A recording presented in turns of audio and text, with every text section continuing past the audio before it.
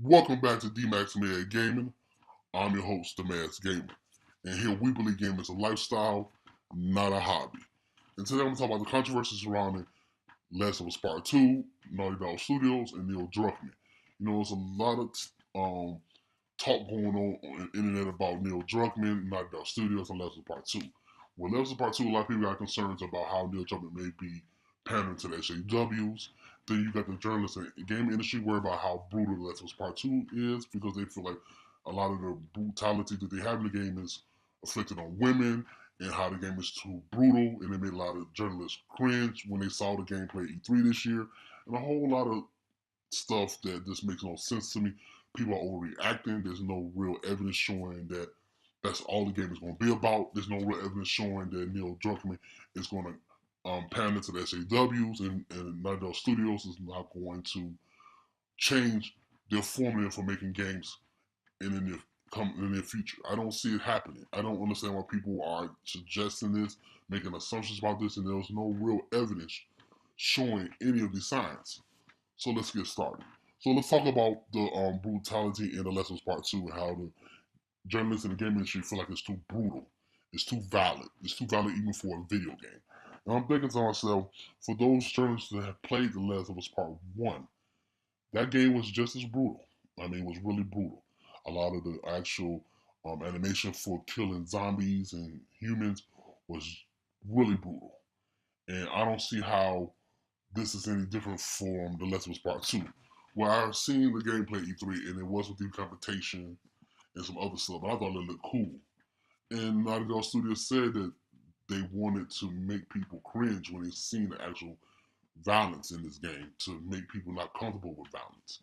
I don't know why they thought about doing. I don't know why they thought that that was a real important point to focus their efforts on, but they did, and I think it looks amazing.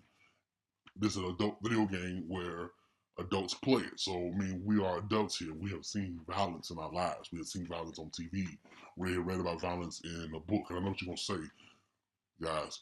Will Mads Gamer reading about violence in a book is not as intense as seeing it with your own eyes. Yes, but when you watch a movie, it's the same thing.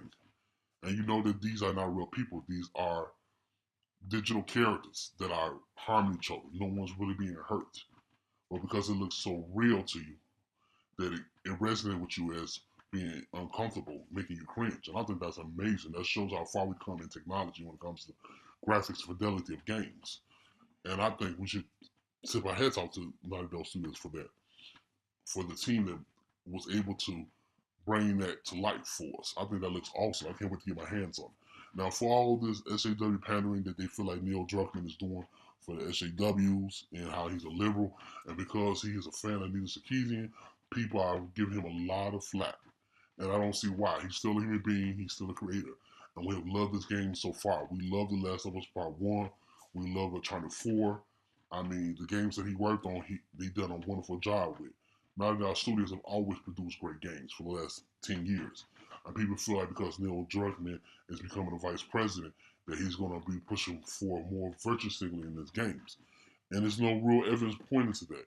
Yes, some tweets went out on Twitter on their website where they wanted two characters to be lesbians when there was no need for it in the actual narrative of the game. And I understand why people are concerned about it, and they have some real valid concerns. But there's no evidence proving that because if that was the case, they would have made DLC where they made them lovers. They were fucking with people. I think they was just trolling. And no matter which way you look at it, you only got two choices. You can either not buy the game or buy the game and complain. And why waste your money and complain about something that you know you're gonna like? But don't start bad mouthing it before you get your hands on it. I mean, watch some reviews, watch some playthroughs, and see if that's what's going to happen. I don't think so. I mean, Naughty Dog Studios has been a solid studio for 10 years now and have created a lot of great games.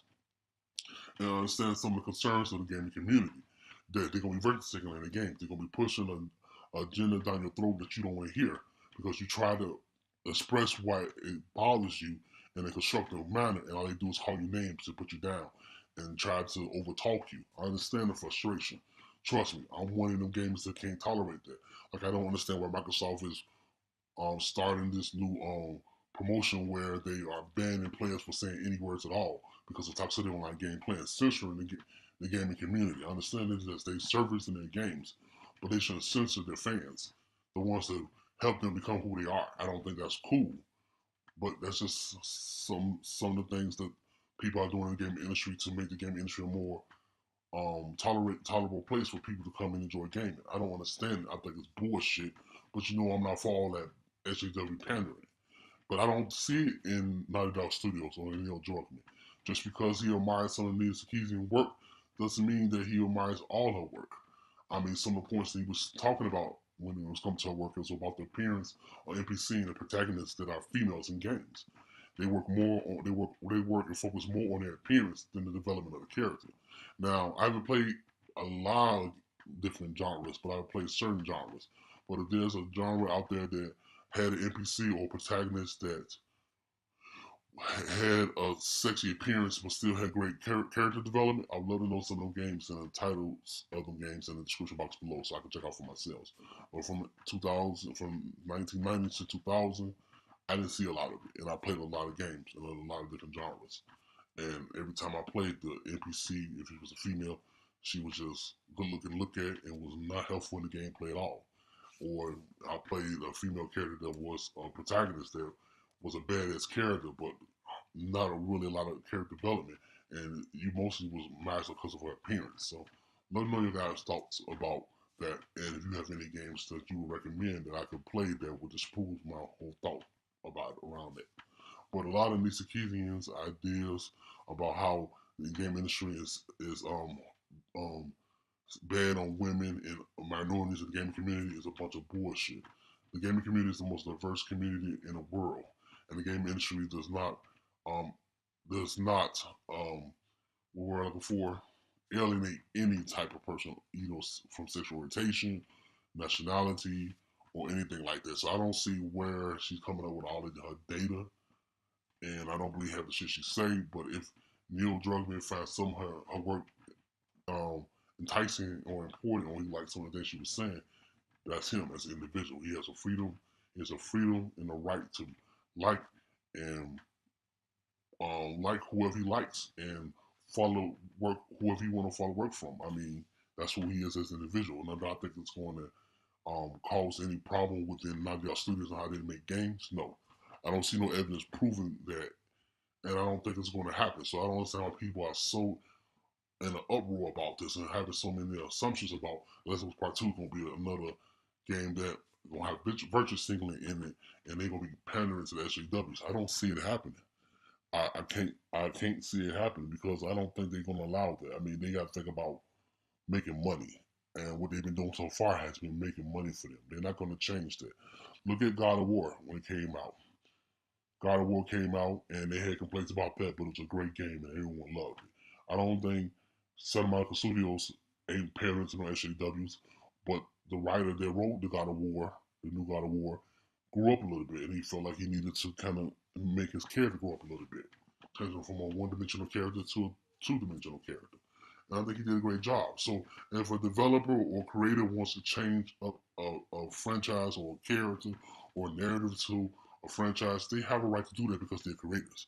And just trust that they're going to do it where it's tasteful and where it's engaging and interesting, where it doesn't shove some type of ideological idea down your throat, but helps you look at something in a different perspective without you being upset or feeling uncomfortable about it. And I think that's okay in the game industry because that helps the game industry grow. Well, that's just my thoughts about the whole situation. I'd love to know your guys' thought in the comment section below. Do you feel like Naughty Dog Studios is going to be pandering to the SJW because of Neil Druckmann's fondness of Nina Sarkeesian? Do you feel The Last of Us Part 2 is a lost cause because of this? Do you even care? Is this a game you're looking forward to anyway because of the gameplay? Do you feel like The Last of Us Part 2 demo that they showed E3 this year was too valid? Love to know your guys' thought in the comment section below. And as always, thank you for staying to the end of the video. Make sure you hit that like button and share. It helps out the channel a lot. And if you want to see more content like this, make sure you hit that notification bell and subscribe button. My name is The Masked Gamer. You can watch the Dmac Gaming. And as always, keep gaming. I'm out. Talk to you later.